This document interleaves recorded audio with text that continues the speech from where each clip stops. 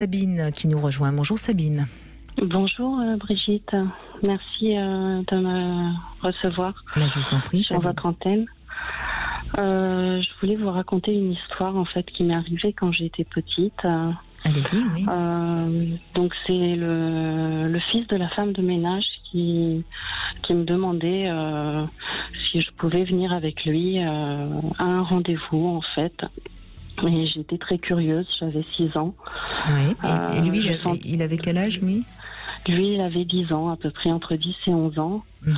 Et une espèce de curiosité, je sais pas, qui m'a poussée à y aller. Donc on s'est retrouvés dans un champ et il m'a demandé de me déshabiller. J'ai refusé, donc après je l'ai quand même suivi, j'ai continué à le suivre. On s'est retrouvés dans la petite forêt à côté de ma maison. Et là, il m'a demandé de m'allonger, de me déshabiller, ce que j'ai fait. J'avais peur, je sais que j'avais un peu peur. Et il s'est mis sur moi tout nu et il s'est fâché parce que je bougeais pas. Il m'a dit tu bouges pas, il faut bouger, mais il s'est rien passé, il n'y a pas eu de pénétration. Donc après il m'a dit de me rhabiller, pas content, fâché. Donc je sais que j'étais pas fière de moi parce que je l'avais fâché. Et ensuite, il m'a demandé si je savais ce que c'était qu'une pipe. Donc je lui ai dit bah oui, c'est ce qu'on fume, c'est ce que mon papa fume. Et il m'a dit non, pas du tout. Viens là, je vais te montrer ce que c'est. Et il m'a dit surtout tu mets pas les dents. Il était nu. Et j'ai commencé. Il m'a dit tu dois faire comme si c'était une sucette. Donc ce que j'ai fait. Et après, il s'est fâché, il m'a dit attention, tu mets les dents, ça va pas. Et je me souviens plus de la suite. Je sais que ça s'est terminé comme ça. Sauf qu'ensuite, il en a parlé à mon frère, qui a 5 ans de plus que moi, qui était son copain un petit peu. Et il en a parlé à tout le village. Et j'ai eu honte. J'ai eu très honte. Et j'ai eu cette odeur aussi, cette odeur qui est restée... Je sentais mauvais en fait et je sais pas pourquoi j'ai commencé à me toucher à ce moment-là toujours en pensant à des choses pas bien, à des garçons que j'aimais pas, aux garçons les plus moches du village. On peut craindre, Sabine, dans ce que vous racontez, mais encore une fois, ce n'est pas une certitude, ce que je vous dis, mais on peut craindre qu'il y ait eu en effet éjaculation quand vous l'avez eu dans votre bouche. Mais que vous avez complètement occulté. Là encore, on peut parler d'une amnésie. À 6 ans, est-ce que vous étiez déjà au courant qu'un garçon éjaculait déjà ? Oui, non, mais bien sûr. Non. Mais ce sentiment de dégoût qui a l'air d'être très présent chez vous, c'est certainement dû à ça. Mais encore une fois, c'est pas, je ne l'affirme pas. C'est vous qui peut-être pourrez un jour le découvrir ou pas d'ailleurs, et qu'importe. Mais en tout cas, il y a évidemment abus. En plus, c'est toujours la même chose quand il y a peur. Ça crée quelque chose de très traumatique parce que vous avez eu peur, vous êtes senti obligé de subir quelque chose qui ne vous convenait pas. Et puis après, il y a l'humiliation. Il y a l'humiliation de voir ce garçon en parler à tous ses copains. En parler, c'est ça, en parler à mon frère et en parler à tout le monde. Ça m'a... je pense que c'est plus ça qui m'a... Ça et l'odeur qui m'a... Et puis maintenant, j'ai une petite fille de 6 ans. Et je supporte pas qu'un garçon, par exemple, j'ai mon petit voisin qui a 11 ans et qui l'adore et qui de temps en temps la porte ou quoi que ce soit et je supporte pas ça, quoi. Oui, vous êtes en train de projeter ce qui vous est arrivé sur votre fille. Alors, ce qui est important, Sabine, c'est de voir comment vos parents ont réagi là, parce que là, vous êtes la mère de votre petite fille et vous êtes en train de la surprotéger. Alors, c'est bien de la protéger, mais il ne faut pas la surprotéger. Donc, pourquoi vous la surprotégez ? C'est pour ça que je vous pose la question. qu'est-ce que vos parents... Mes parents n'ont pas su. J'ai jamais dit. Mon frère s'est fichu de moi. Mon frère s'est fichu de moi en fait quand il l'a appris. Mais en fait, j'ai craqué à 14 ans ou à 15 ans et je lui ai dit que ça s'était vraiment passé. Et il m'a dit mais je suis désolée. Je pensais que c'était faux. Je me suis fichu de toi, mais je pensais que c'était faux. D'accord. Donc vous n'avez pas osé en parler à vos parents? Ah non, c'était non. Et pourquoi? Je sais pas. Je me sentais sale. Je me sentais coupable en fait, coupable d'avoir accepté d'aller avec lui. Vous aviez peur d'être grondée? Je pense, oui. J'aurais pas dû y aller en fait. J'aurais pas dû accepter d'aller... Alors Sabine, ça c'est vous quand vous étiez petite fille. Maintenant, qu'est-ce que vous avez dit à votre petite fille de 6 ans?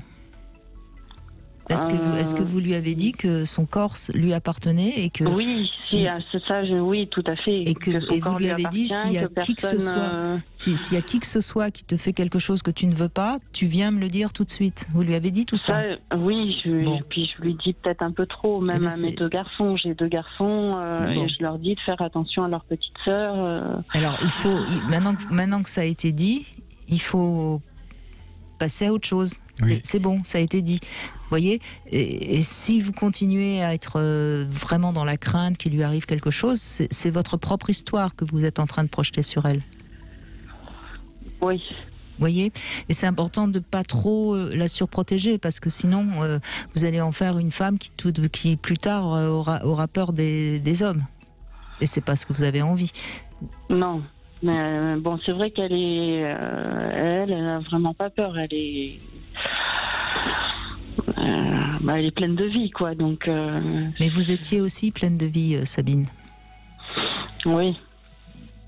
Et après, je comprends pas pourquoi après j'ai eu ces envies. Ces envies.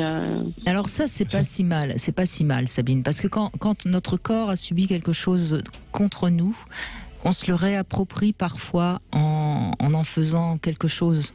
C'est l'humiliation. L'humiliation nous rend masochistes. Donc je me refais les gestes qui m'ont humilié. Et j'ai l'impression que j'éprouve que du plaisir comme ça maintenant en fait. Même avec mon mari, il faut que je pense à des choses. Il faut que je pense toujours un peu à des viols ou à des choses comme ça. Est-ce que c'est normal, quoi? Alors c'est pas grave d'abord parce que c'est des fantasmes, c'est pas la réalité. Hein, vous n'êtes pas obligé qu'on vous fasse du mal ou que ce soit sale pour que vous ayez du plaisir. Donc c'est juste dans votre tête, c'est du fantasme. Hein. Donc le fantasme, c'est pas grave. En revanche, ce qui est peut-être... Moi je dis souvent que la sexualité, elle a un effet thérapeutique. Et peut-être que grâce à votre sexualité, vous, tout doucement, vous évacuez quelque chose qui est encore très présent chez vous. Donc pourquoi pas. Maintenant, si vous voulez vous libérer de ces fantasmes-là, à ce moment-là, ça va peut-être demander un peu de travail, peut-être, pourquoi pas de l'EMDR, on en a parlé tout à l'heure. J'ai fait une séance, de MDR. Après, il y a le tarif, voilà, qui me... compliqué. Alors peut-être, moi on n'en a pas parlé depuis le début de l'émission, mais je vais aborder l'art-thérapie.